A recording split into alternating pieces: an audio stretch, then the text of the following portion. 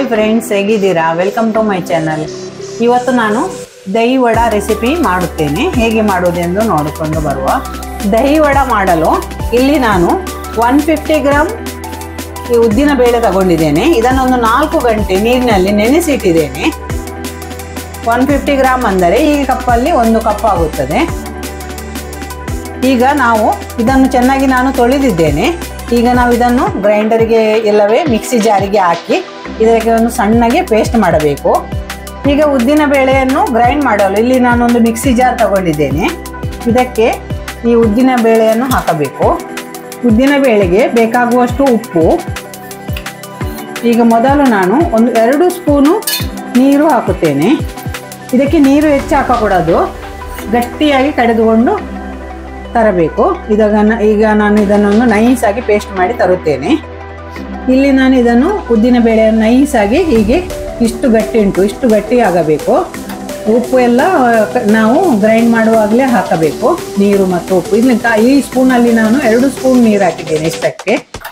ಈಗ ನಾವು ಇದನ್ನು ಒಂದು ಬೌಲಿಗೆ ಟ್ರಾನ್ಸ್ಫರ್ ಮಾಡುವ.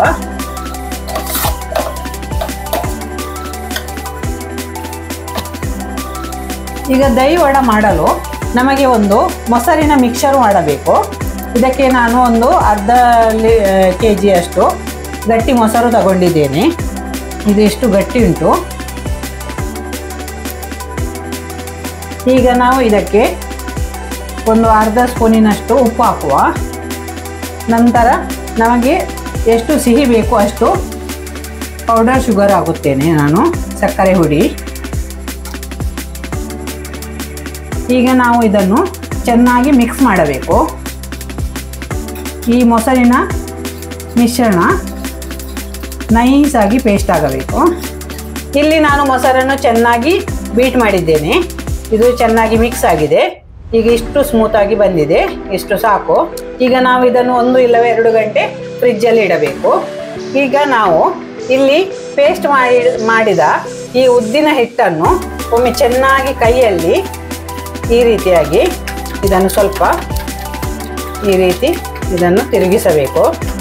ಇಲ್ಲಿ ನಾನು ಹಿಟ್ಟನ್ನು ಒಂದು 5 ನಿಮಿಷ ಚೆನ್ನಾಗಿ ತಿರುಗಿಸಿದ್ದೇನೆ. ಈಗ ನಾವು ಕೈಯನ್ನು ಸ್ವಲ್ಪ ನೀರಲ್ಲಿಗೆ ಅದ್ದಿ ಇದನ್ನು ಸಣ್ಣ ಸಣ್ಣ ಉಂಡೆ ತೆಗೆದು, ಇಷ್ಟೇ ಸಣ್ಣ ಉಂಡೆ ತೆಗೆದು ಹೀಗೆ ಎಣ್ಣೆ ಬಿಸಿಯಾಗುವಾಗೆ ಹಾಕಬೇಕು. ಎಣ್ಣೆ ಕೂಡ ಹೆಚ್ಚು ಬಿಸಿಯಾಗಕೂಡದು, ಸ್ವಲ್ಪ ಬಿಸಿಯಾದರೆ ಸಾಕಾಗುತ್ತದೆ. ಈಗ ಇದನ್ನು ಸ್ವಲ್ಪ ಕಾಯಲು ಬಿಡುವ. ಈಗ ಇದು ಸ್ವಲ್ಪ ಕಾಯುತ್ತಾ ಬರುವಾಗ ಇದನ್ನು ನಾವು ಹೀಗೆ ತಿರುಗಿಸಿ ಹಾಕಬೇಕು. ಇಲ್ಲಿ ಇದು ವಡಾ ಒಳ್ಳೆ ಫ್ರೈ ಆಗಿದೆ. ಈಗ ನಾವು ಸಾಕು ಇಷ್ಟು, ಇದನ್ನು ತೆಗೆಯುವ.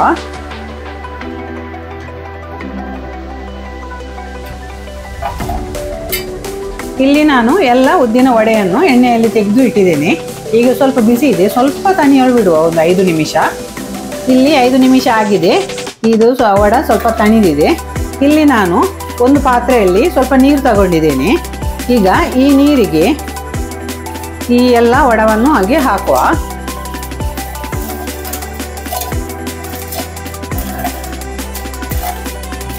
ಇದನ್ನು ಒಂದು ನೀರಿನಲ್ಲಿ 15 ನಿಮಿಷ ಇಡಬೇಕು. ಈಗ ನೀರಿಗೆ ಹಾಕಿದ ನಂತರ ಈ ವಡ ಸ್ವಲ್ಪ ನೀರನ್ನು ಎಳೆದುಕೊಳ್ಳಬೇಕಾಗುತ್ತದೆ, ಇಲ್ಲದಿದ್ದರೆ ಅದು ಚೆನ್ನಾಗಿ ಬರುವುದಿಲ್ಲ. ಅದಕ್ಕೋಸ್ಕರ ನಾವು ಹೀಗೆ ಒಂದು ಪ್ಲೇಟನ್ನು ಹೀಗೆ ಅದ್ದಿಡುವ. ಈಗ ಇದು ಇಟ್ಟು ನಾವು 15 ನಿಮಿಷ ಆಯಿತು. ಈಗ ಇದು ಎಲ್ಲ ನೀರನ್ನು ಹೀರಿಕೊಂಡಿದೆ, ಸೈಜಲ್ಲಿ ಕೂಡ ಸ್ವಲ್ಪ ದೊಡ್ಡದಾಗಿದೆ. ಈಗ ನಾವು ಈ ನೀರನ್ನು ಹೀಗೆ ಹಿಂಡಿ ತೆಗೆಯಬೇಕು. ಹೆಚ್ಚು ಒತ್ತಿ ತೆಗೆಯಬಾರದು, ಸ್ವಲ್ಪ ಹೀಗೆ ಲೈಟಲ್ಲಿ ತೆಗೆಯಬೇಕು. ಇದನ್ನು ಒಂದು ಪ್ಲೇಟಿಗೆ ಇಡುವ.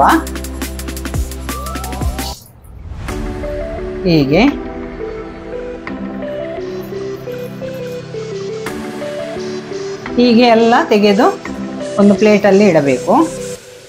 ಇಲ್ಲಿ ನಾನು ಎಲ್ಲ ವಡವನ್ನು ನೀರಿನಿಂದ ಹಿಂಡಿ ತೆಗೆದಿದ್ದೇನೆ. ಇಲ್ಲಿ ಮೊಸರು ಕೂಡ ಕೋಲ್ಡ್ ಆಗಿದೆ, ಫ್ರಿಜ್ಜಿನಿಂದ ತೆಗೆದಿದ್ದೇನೆ. ಈಗ ನಾವು ಈ ವಡವನ್ನು ಈ ಮೊಸರಿಗೆ ಹಾಕಬೇಕು. ಈಗ ವಡ ಹಾಕಿದ ನಂತರ ಇದನ್ನು ಸ್ವಲ್ಪ ಹೀಗೆ ಚೆನ್ನಾಗಿ ಮಿಕ್ಸ್ ಮಾಡಬೇಕು. ಹೀಗೆ ಇದನ್ನು ಸ್ವಲ್ಪ ಒಂದು 5 ನಿಮಿಷ ಇಡುವ. ಈಗ 5 ನಿಮಿಷ ಆಯಿತು. ಇಲ್ಲಿ ದಹಿ ವಡ ರೆಡಿಯಾಗಿದೆ. ಈಗ ನಾವು ಇದನ್ನು ಸರ್ವ್ ಮಾಡಲು ನಾನು ಒಂದು ಪ್ಲೇಟಿಗೆ ಹಾಕುತ್ತೇನೆ. ಹೀಗೆ ಸರ್ವಿಂಗ್ ಪ್ಲೇಟಿಗೆ ಹಾಕಿದ ನಂತರ ಹೀಗೆ ಮೇಲೆ ನಾವು ಸ್ವಲ್ಪ ಚಿಲ್ಲಿ ಪೌಡರನ್ನು ಹಾಕಬೇಕು. ನಂತರ ಸ್ವಲ್ಪ ಜೀರಾ ಪೌಡರ್. ಈಗ ಇಲ್ಲಿ ದಹಿ ವಡ ರೆಡಿಯಾಗಿದೆ. ನೋಡಿ ಫ್ರೆಂಡ್ಸ್, ಇಲ್ಲಿ ದಹಿ ವಡ ತಯಾರಾಗಿದೆ. ನೀವು ಕೂಡ ಒಮ್ಮೆ ಟ್ರೈ ಮಾಡಿ ನೋಡಿ. ತಿನ್ನಲು ಕೂಡ ಈ ಸೆಕೆಯ ಟೈಮಲ್ಲಿ ಇದು ತುಂಬ ಟೇಸ್ಟಿಯಾಗಿರುತ್ತದೆ, ಸ್ಮೂತಾಗಿ ಕೂಡ ಬರುತ್ತದೆ. ಹೀಗೆ ನಾವು ಇದನ್ನು ಹೀಗೆ ತಿನ್ನಬಹುದು.